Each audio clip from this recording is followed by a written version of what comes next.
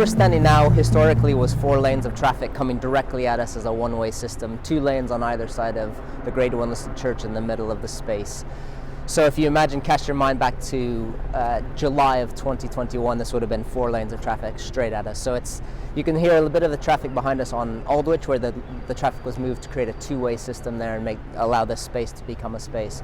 So it was set up as a series of moments along the north side of the space where we're standing now. The first of those rooms is behind us. It's called the garden room, and it also forms the first hostile mitigation, the HVM edge, or the secure boundary. So the large concrete wall that you see in the back will actually be wrapped with an Akoya timber that's being fabricated right now by Millimeter. So you have a really breathtakingly beautiful, I hope, gateway into the space. You can also see the bollards in the distance, and that really forms that edge.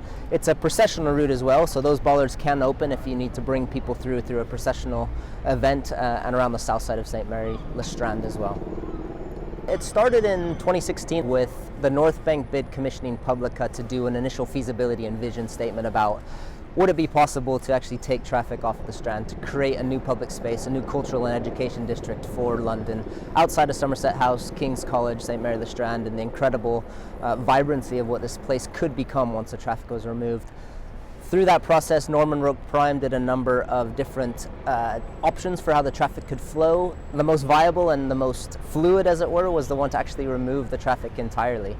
That then set up Westminster Council taking it on as a project. We were then commissioned in 2018 to develop a vision with over 76 stakeholders. Huge vibrancy and huge variety of different stakeholders that make up this area. You have Somerset House, Coulthard Gallery, King's, as I mentioned, the church, 2 embassies, Theatreland, Covent Garden behind me. Everyone really coming together to try to envision what could this place become if, like we say, the traffic, the taxi and the buses are taken out of the space. So I'm now standing with my back to the east, and the scheme is set up in a way because the streets are generous and wide, and that's really the result of what I call a tale of 2 histories. The Strand is very old. We have maps from AD 190 when it was a Roman road leaving Roman London, and Aldwych completed in 1905. So you have a very old street with a Strand and a relatively new in Aldwych, and what that results in is a pretty generous frontage to frontage, which means we get a lot of sky.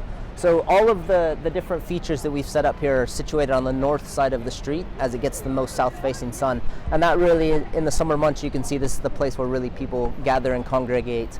So I described the first room as the garden room. The next is the spectator edge. And again, this is going to have a brand new sculptural Akoya bench that's being fabricated now to define the spectator edge. Spectator edge really has come from the fact that the space behind us is the most wide open, flexible platform where you can have cultural events and installations, but also this idea of a place where art can be made rather than displayed.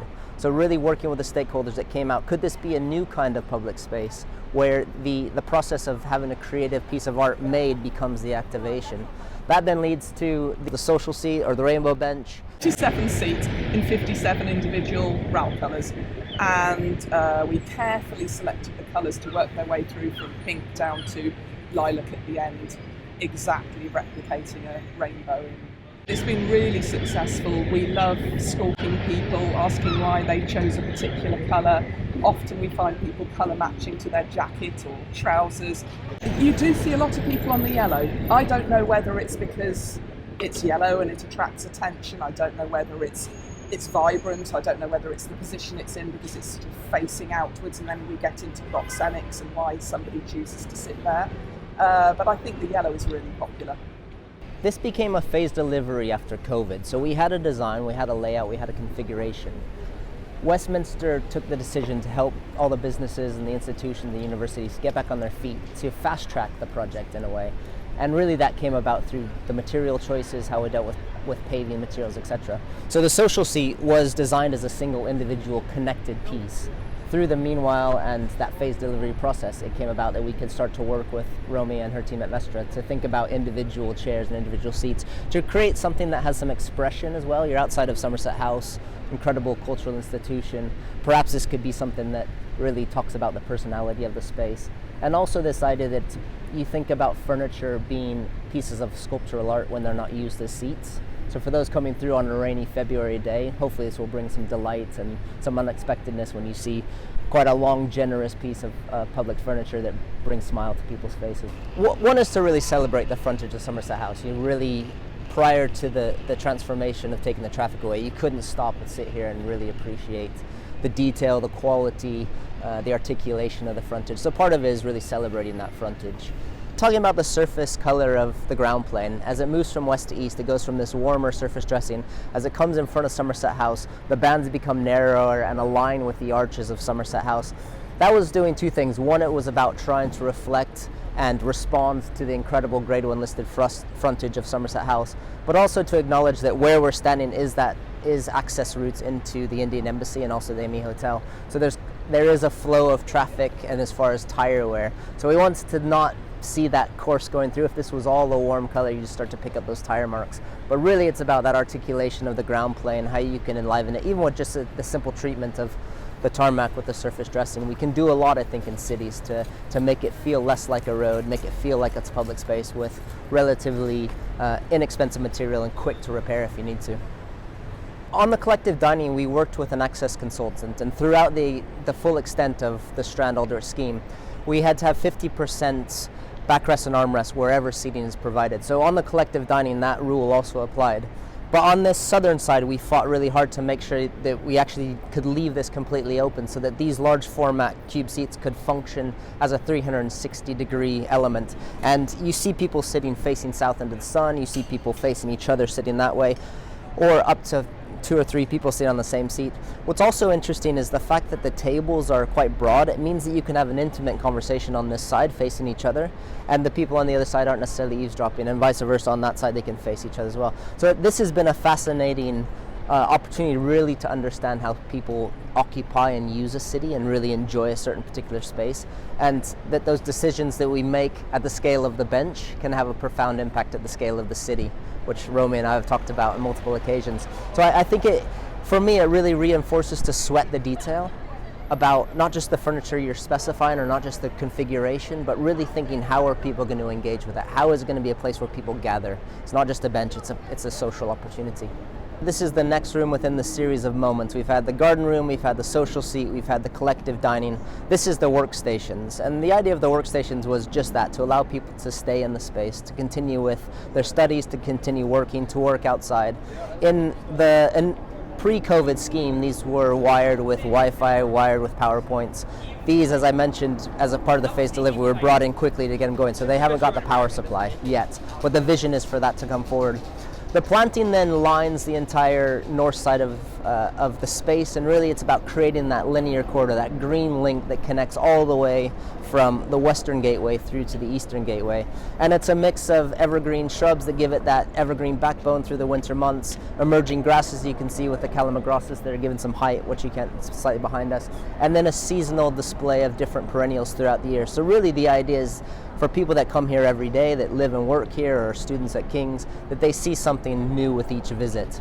And to describe it as a cast of characters, if you imagine a star performer does their role, performs well, and then fades quietly in the shadows as the next star performer arrives. And that really starts with the magnolias at St. Mary-le-Strand Church is the very first thing that comes out, and then it continues through all the way till we're now in November and the anemones are still out, so we're having that floral display all the way through the year. So having planting that changes throughout the year really demonstrates the importance of biodiversity in cities. It allows people to connect with nature in that way. And having a variety of textures, heights, color, really gives that texture that we need, that variety, that interest that people need really to feel a sense of connectivity with the planting. And it does stretch from, as I mentioned, from the west to the east, so you do get the sense that it's a real transformation, and people can really appreciate when you see green space in what was otherwise a busy main road.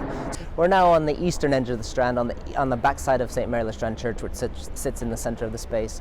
This is the last two of the rooms along the stretch of the Strand that I described before. On my right is the garden walk, which allows people to move through the planting, and then directly behind me is the activity lawn, which we've seen now really being used by King's College in that way, where they bring out softer overlay moments, beanbags, ways in which students can connect. There's been installations, there's been events that have taken place on this lawn. So having that open green space in which people can really use urban landscape in that way has been, from evidence we've seen here, is really important to provide those sorts of opportunities within a space like the Strand. King's College has buildings on either side of the Strand historically, so their students would have moved from their main building on the left side, on the south side of the street, to Bush House on the north side. So it was a treacherous crossing, in truth. So for Kings, it really has been a game changer moment, really, to create and unify and create a campus environment. If you're a prospective student coming here, you see people sitting in the lounge, you see people enjoying the landscape. It's quiet, it's certainly not as hostile and loud as it was. So Kings were absolutely a fundamental stakeholder in the process. As I mentioned, there were 76 others, so it was a lot of different opinions, different voices that all really were rowing in the same direction to make this project a reality. So we're standing now in front of the Grade 1 listed St. Clement Danes Church. The black bollards that you can see in the distance was the original curb line when this was a one-way gyratory. So cars would come pretty high speeds coming down Aldwych, fast as they can around the corner, and then head for St. Mary-le-Strand and go around the church at that point.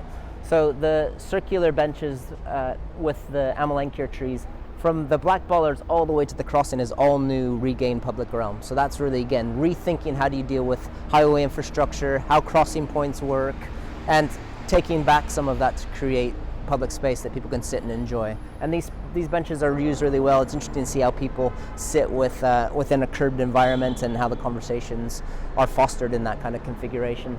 And then beyond the two-lane reconfigured Aldwych is a new courtyard in front of St. Clement Danes Church as well. And that really was about creating spaces for people to sit, allowing the planting again to take center stage.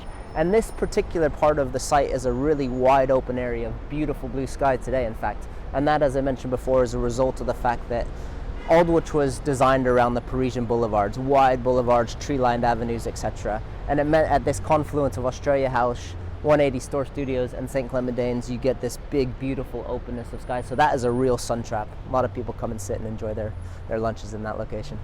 It's been amazing to see how the Strand has captured the imagination of people and really speaks, I think, to the future of the relationship between pedestrians and cars, the greening of cities, how you create more spaces for people by taking cars out of the picture and allowing people to inhabit spaces that historically have been about movement, about cars, about pollution, about noise. So this, in tandem with the work we've done in the West End for Camden Council along Alfred Place, Princess Circus, really are a testament to what can happen, what kind of change can happen if you have political will, strong leadership, and a strong vision to make it a reality.